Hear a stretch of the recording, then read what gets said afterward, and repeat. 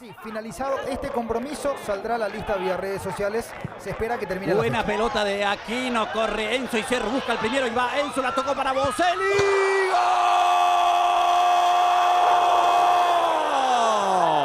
¡Aquino!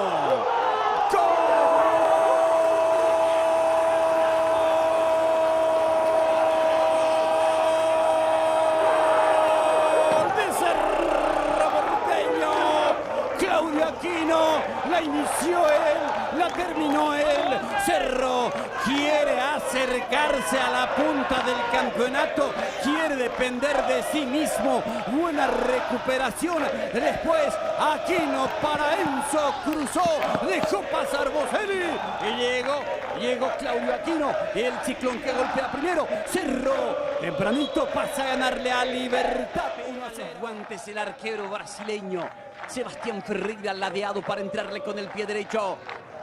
33 minutos, penal para Libertad.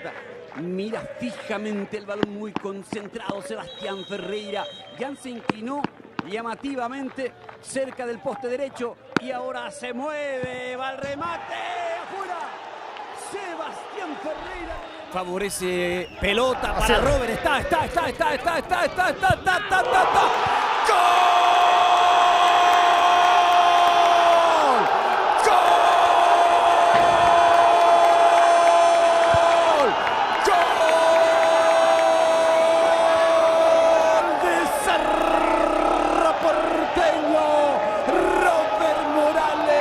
Definición suave, exquisita, lo liquida el ciclón.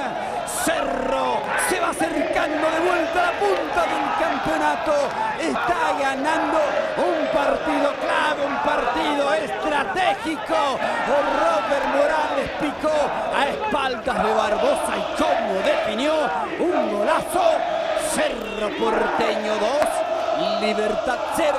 La inteligencia primero de Ángel el Pica Lucena para poner una pelota al espacio vacío donde no había, pero donde le marca muy bien Morales la jugada y dónde tiene que ir.